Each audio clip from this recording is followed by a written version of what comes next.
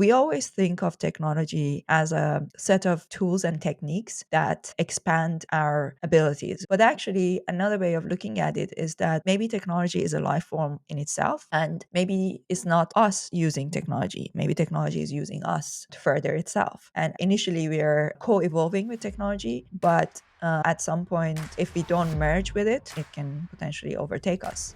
Hello and welcome to Polyweb. I'm your host, Sara Landi Tortoli, and my guest today is Somi Arian, tech philosopher, founder of InPeak, and host of the Somi Arian podcast. With Somi, we talk about the role of ethics and philosophy in the age of AI, what the future is going to look like, and how you can stay ahead of the curve in this era of exponential technological innovation. So enjoy this conversation with Somi Arian.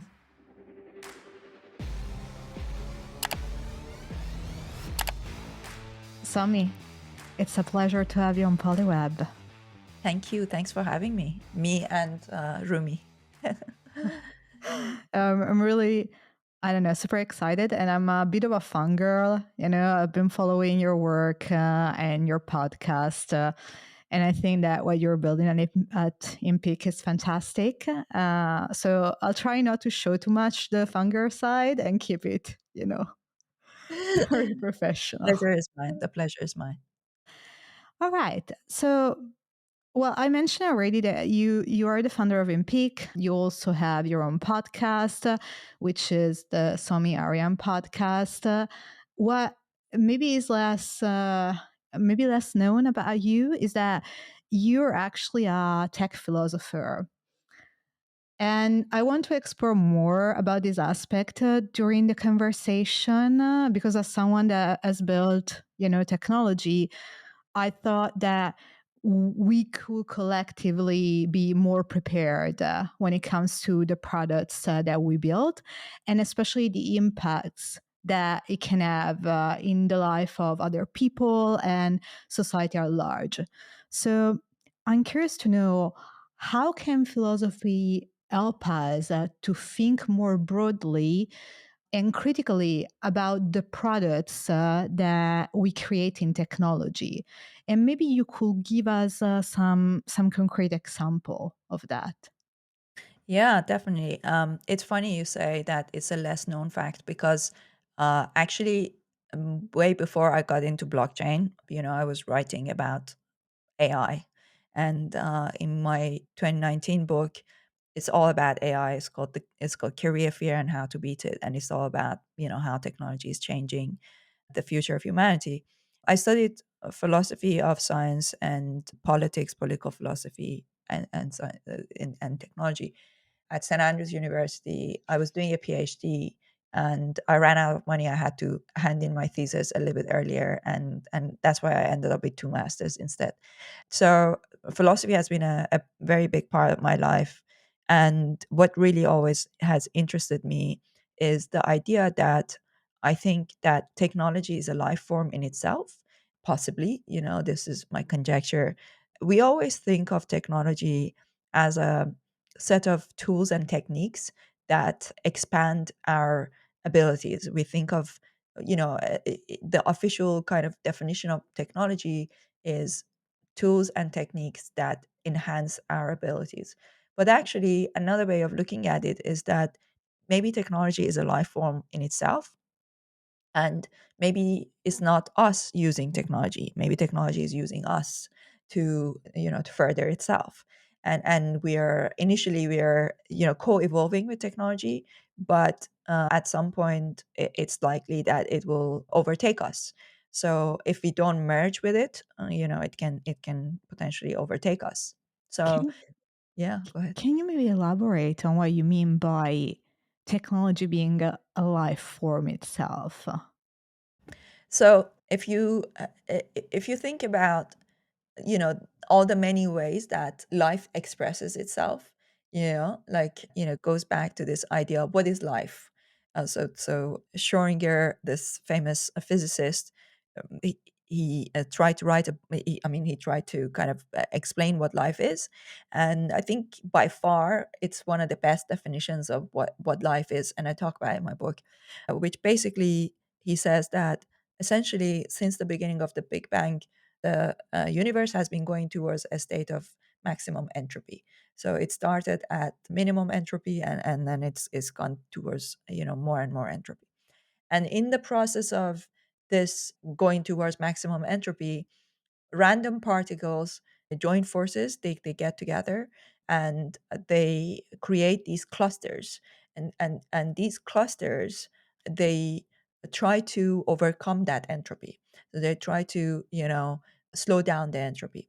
But the and that's called life. That's what life is. Okay.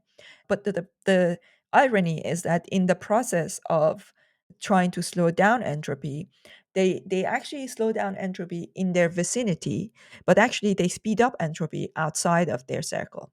So if you think about, when we try to bring order to our house, we clean up. But what does clean up mean? You clean up your house. It means that you take all the mess in your house and you put it in a bin, and then the bin is taken out of your house, and but then that trash goes into the outer environment. So we are doing that, that. So what life is a constant, um, groups of inner circles, that each time this entropic kind of waste is taken and put out into the outer circle, and then that outer circle then has to push it into the outer circle, right? That's what life is, right? So if you think about that, so technology, it appears that it's a when I say technology is a life form in itself, technology is enabling this, and it's a form of experience, right? So it's perceivable that maybe that process itself is the means, right? Like, sorry, is the end, because we see it as a means to an end, but maybe that is the end. That process itself is, is a form of experience, is a form of, the universe experiencing itself, and it's just one life form among others. So there are many life forms, and if you think about what a life form is, it's this: a life form is where we are basically trying to slow down entropy. That's what life is. So that's in a nutshell how I think of, yeah, it's a little bit abstract, but No, I, no. I love thinking about these stuff. Like I have like so many rabbit holes right now that we can dig into.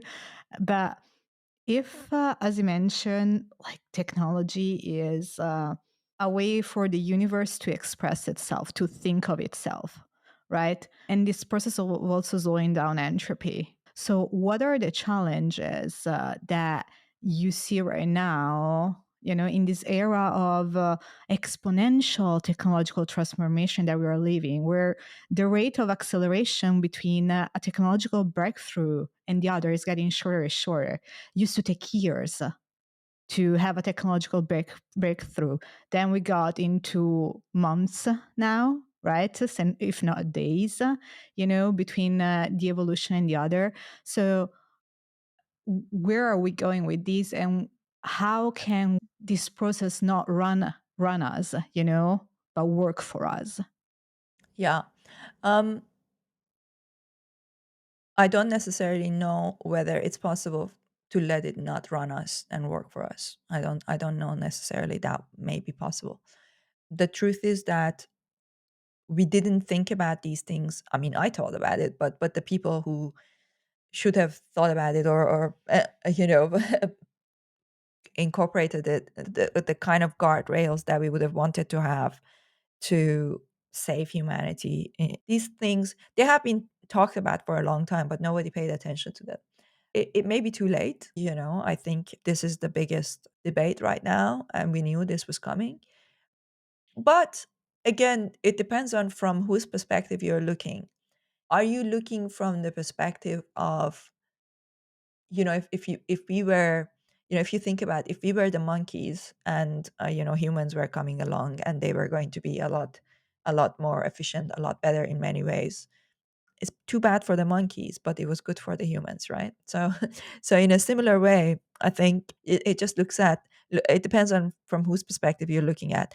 From the perspective of the universe, it's just another step in evolution. If it means that, okay, let me take a step back. So, Ray Kurzweil, who wrote the Singularity is Near, he puts it in a very interesting way. He says that this evolution that we're going through is bigger than when we went from reptiles to mammals. Yeah. So it's happening faster, much faster, and it's bigger than when we went from reptiles to mammals. I mean, that's a big statement, and we know that every time one huge, evolutionary leap like that happens, uh, the ones, the creatures that are from the previous iteration, so to speak, either they go instinct or they become irrelevant, a little bit like monkeys, right? So like monkeys, they didn't go extinct, but they kind of became irrelevant, right? Like they're not running the world. So the the fate of humans is likely to be the same unless we merge with this technology, right? Like, and specifically with AI, unless we merge with it and we become part AI essentially. And I think this is going to happen very quickly. I think we'll probably see some of it in our lifetime, and I think in the next couple of generations, like there, yeah, it's just going to be very interesting. Part of it is also, it's a question of how much of the how much there's a need for physical experience, like how much of our physicality we need to maintain. There is an amazing artist that I really like, and I've had him on my podcast, called Donald Hoffman. He's written a book called The Case Against Reality. So Donald Hoffman, basically, he's saying that the experience that we have now is not a physical experience anyway, right? He's like that this is a headset, and we are and he's got very interesting mathematical, half of it goes over my head, but he's got a very interesting way of putting it, that potentially we are not living a physical life anyway. This is just a very sophisticated virtual reality headset. If that is the case, if there's even a shred of truth to that, then our merging with AI it's got to be pretty smooth, I think. And yeah, like, it's a deep question. I don't know necessarily whether it's falsifiable at this moment. I don't know if there is a way that we can prove or disprove that, but I think we will soon have the ability to do that. What makes you think that we might be living at this very moment in a simulation? I don't think it's a matter of belief, because if it's a belief, then it becomes religion, right? I don't know if it's a matter of belief. I think it's a matter of, it's a theory. It's a theory, and it's a possibility. It's both a philosophical and, I'm not a physicist, so I can't tell you from a physics perspective necessarily, but I know physicists and mathematicians that have thought about it deeply, and philosophically it kind of makes sense, and it's a possibility. It's a very strong possibility that this is potentially a we are living already in a simulation. Okay, I mean, now we go into into like maybe the fantasy realm, but what is it on the other side of this simulation? If indeed this is a simulation, right? We We don't don't know. know. No, it's kind Okay. of like, the way that Donald Hoffman puts it is that, kind of like trying to try and say what is on the other side. It almost doesn't make sense, because it's a little bit like if you look at a video game on your computer. If you try to see what's behind it, you go into the computer. You're really just going into the computer, right? Like, there is no such thing as anything behind it, right? So it's entirely possible that the entire experience of life is one simulation in another simulation. And I wonder, I think that this race to, artificial intelligence becoming as powerful as it's becoming, it could help us solve that. It could potentially help us, tap into that. So maybe, maybe we could find a way to get to the source code of this simulation that we are in. Doesn't mean that we will figure out the next layers, but if there are next layers, but at least we will figure out what this life is. There are there are a couple of things that you mentioned in your previous answers that I would like to go back to. One thing that you talk about is the merging between humans and AI. But between this merging and where we stand right now, I think there are a few evolutions that needs to take place. What's your perspective in the way that we start from here where we are right now to, ultimately being merged with the AI, Yeah. and what are the challenges that we will need to face along the way? Yeah, so that's why I call myself a transition architect. In my book, I talk about the concept of transition architecture.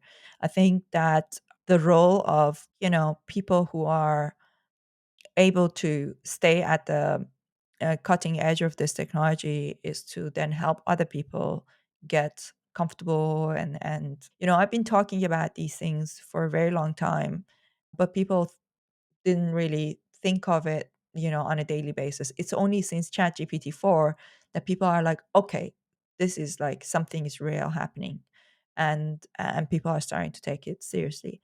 In terms of what we can do, the most important thing is really stay up to date with it.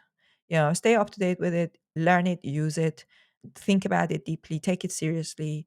I go to bed thinking about it, I wake up thinking about it, and my goal has always been, how do we maximize happiness and minimize suffering in this process? That's what it is. That's what transition architecture is to try and help other people to go from one transition to another while maximizing happiness and minimizing suffering, because it is going to be um, challenging, because it's like any other change. Every time there's change, there are challenges, and this is something that we have to be prepared for, because in the past you had tens of years, or maybe decades. You had decades, sometimes you had centuries. So for example, from the first fueling mill to the industrial revolution, there was like a few hundred years. And then from first industrial revolution to the second, it was much shorter.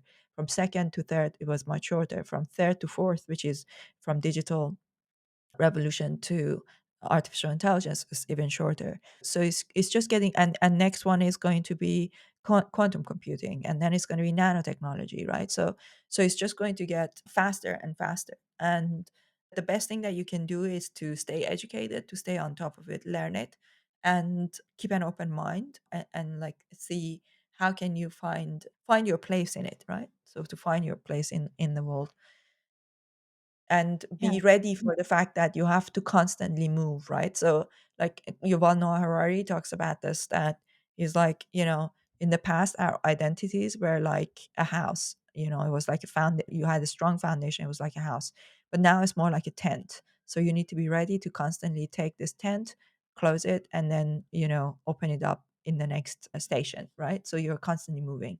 How is identity? Like going back to Mhm. Harari, I read the book. This was, I think, Homo Deus, right? Homo Deus, Um, yeah. yeah. So staying on that lane, how can one rethink identity and purpose, meaning in the age of AI and continuous disruption and innovation? I think it's like, look, purpose is something that everybody has to define for themselves, same as identity. Like I think of myself as a tech philosopher and a transition architect. That's my identity. Everybody has to define it for themselves. Like, that's my purpose. My purpose is to help.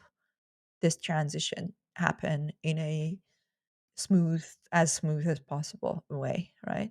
This whatever this transition is, I feel like we're going through a transitionary period. There's a, I feel like that's my purpose. I'm here to help with that.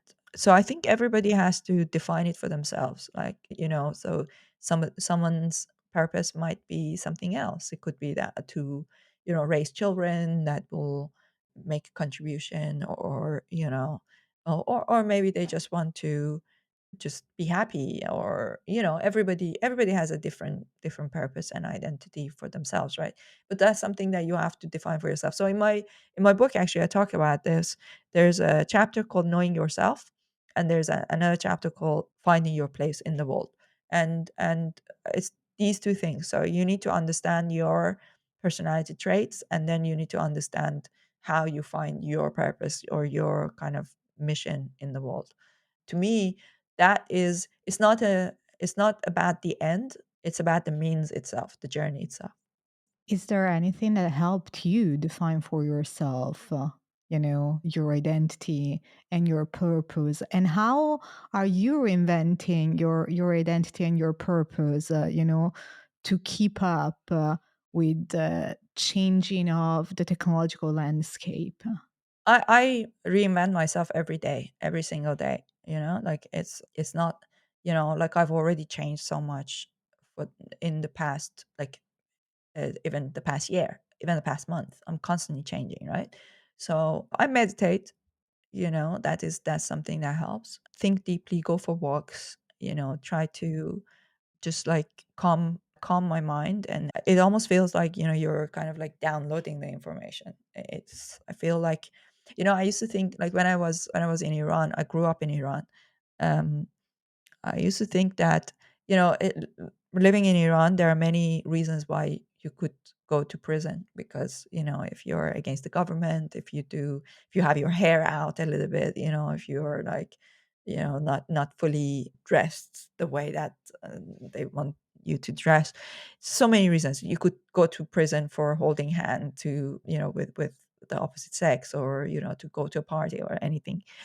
I used to think that if for any reason I ever ended up going to prison there, whatever happened, I could just be in a room with no books, and I could still grow. Like, I could just like be in a prison cell and still grow. I think there's just like so much that it makes me think a lot about ChatGPT and how it's learning.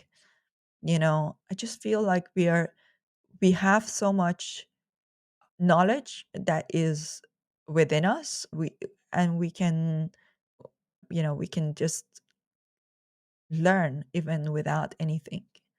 Like, it just by thinking. Some people call it wisdom. Just by thinking or meditating, it just comes. I also want to circle back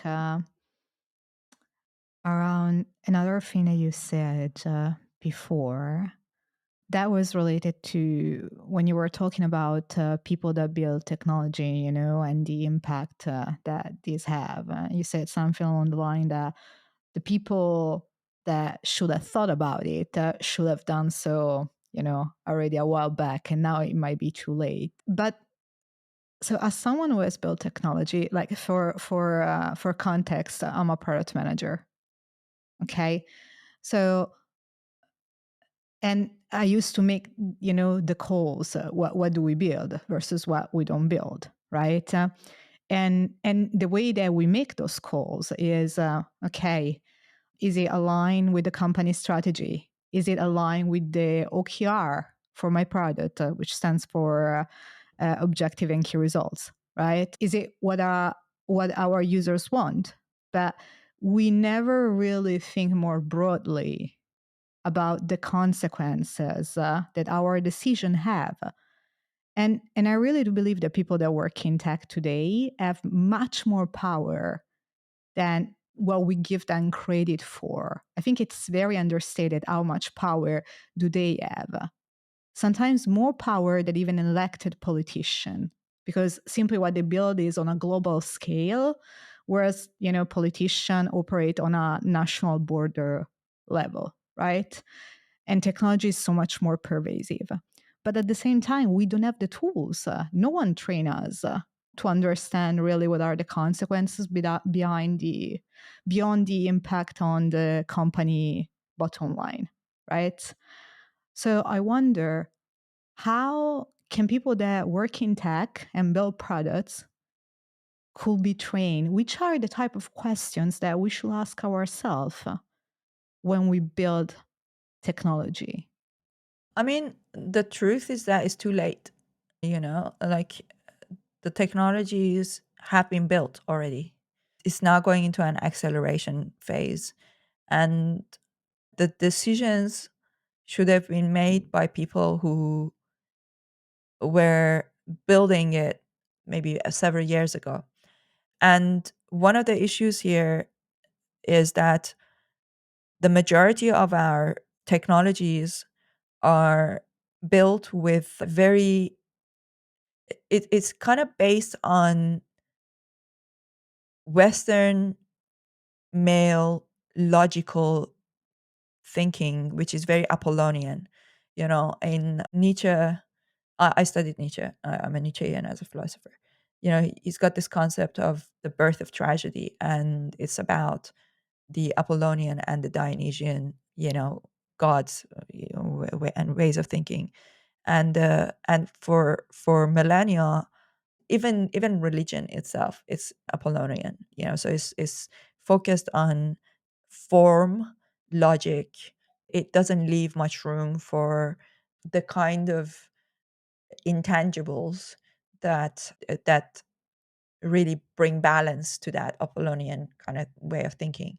And I always think of the Dionysian as more like female, and Apollonian as more like male way of thinking.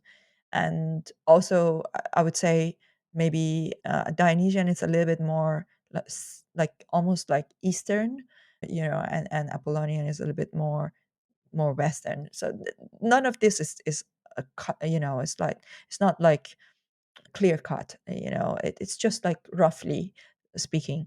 And um and for millennia, we have suppressed our Dionysian side, and we have really given a lot of value and focus to our Apollonian side. And the technologies that we have developed as a result are very Apollonian. And I think it might be too late to change that.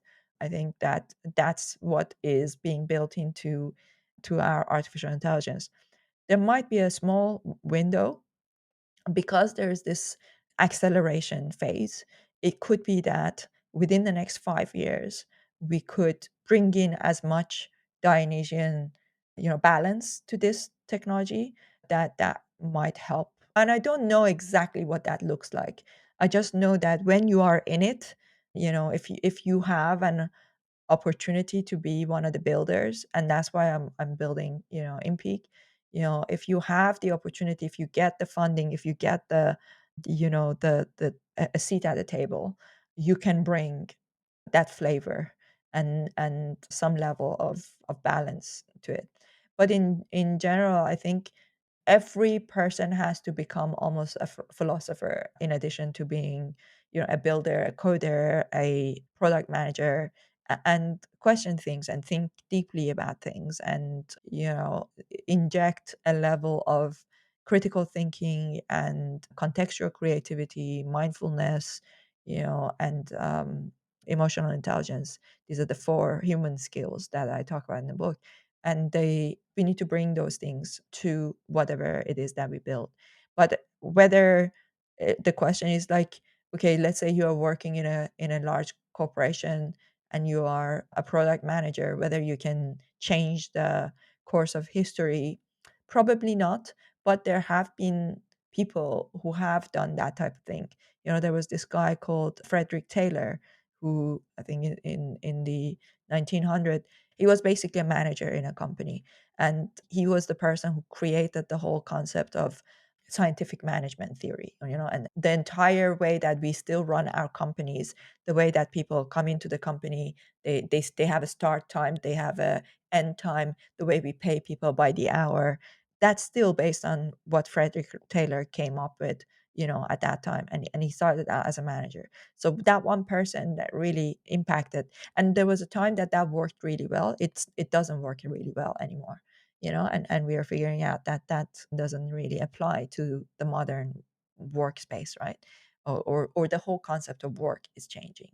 So when it comes to, we need people who can rethink these things, or they can rethink what it means to work, what it means to find purpose. So one of the things that I think we will find purpose is in communities, and that's why I'm really interested in Web3, because I think that Web3 is, there are ways that people can find meaning in digital ownership, in digital assets development, building businesses, building communities around it.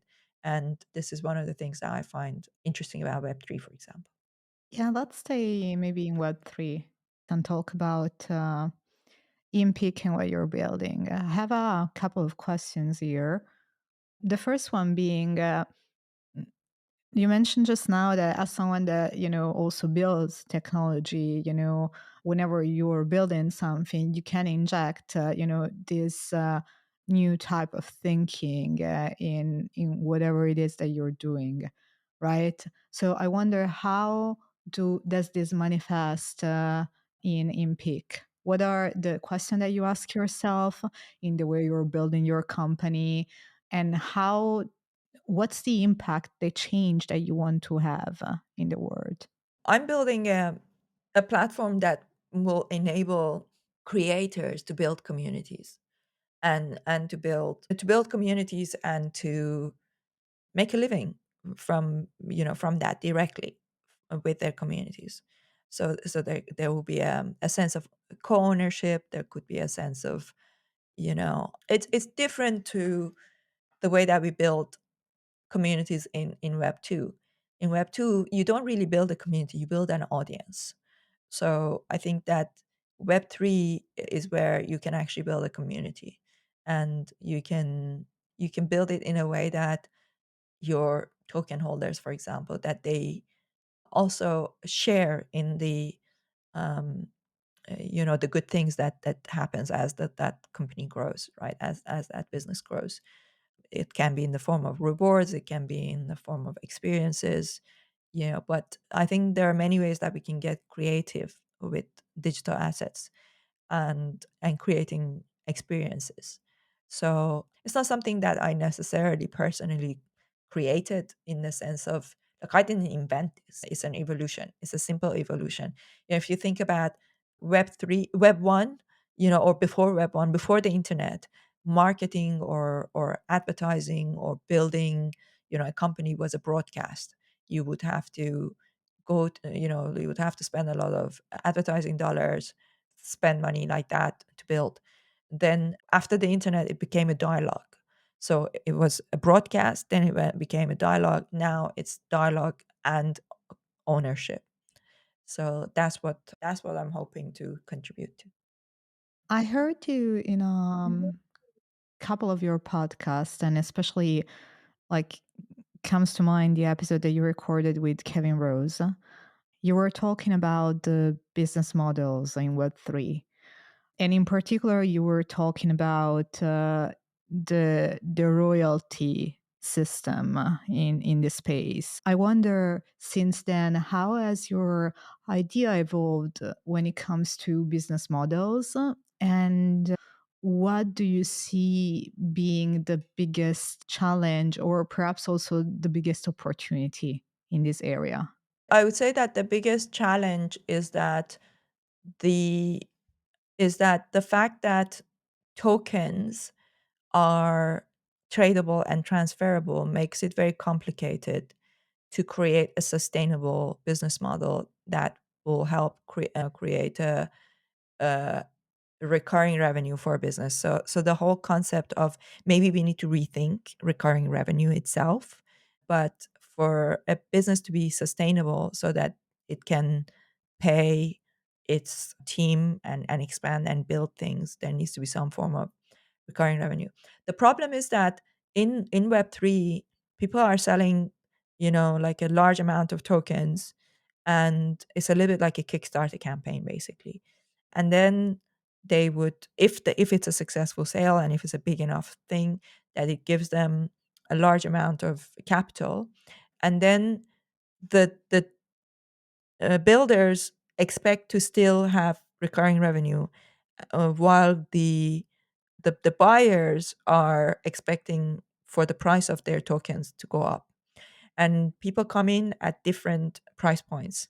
So I would say that in a nutshell, the problem of Web3 is that that there's a mismatch between the expectations of profit, essentially, which is why, some people, some regulators are suggesting that these are maybe securities.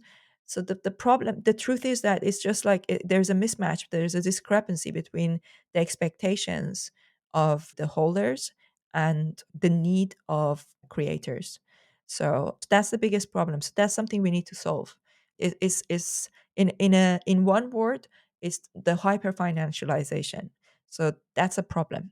It can be a good thing if it's managed well, but like anything else, when there is money involved, it creates a type of game theory that, and the problem with game theory is that in the end, most of the time, everybody loses. Yeah, it's a So zero-sum game most of the time. yeah, Y- because even if financially the community, or that the creator is successful, the holders will end up being unhappy unless the price is constantly going up, and it's impossible to maintain that. I wonder often about that, about the sustainability and the tokens. Like, if you think about it, so token holder end up becoming a sort of, well, sort of. They are basically investors, in the project. But the problem is that most people are not VCs. They are not trained to wait for return, and they want immediate return. So I wonder, have you thought of a way or found a solution for this type of dilemma? Keeping the Not community yet, involved. Okay. It's very not yet. It's difficult. something I'm working on. Yeah, it's something I'm working on, and we are going to test a number of things. One option is that the token that you buy is not the membership itself, but it's something that gives you the right to get a membership at a lower price or something like that, or you get a certain amount of time free, and then after that, you make a small contribution instead of, right now it's like people have to sell so that you get a royalty, and that's why, and then people don't want to pay a royalty, right? So no, I don't have a solution for it yet. It's something I'm working on, and we're going to test different models, but I don't think anybody has a solution for it yet. No, it's very difficult. And I think that the testing approach, perhaps, that you want to implement is, see what works, is the right path. So, I mean, maybe we can do a round two at one point when you finish your testing, maybe you find the solution for this dilemma. But in the meantime, I really want to thank you so much for being Thank you. here.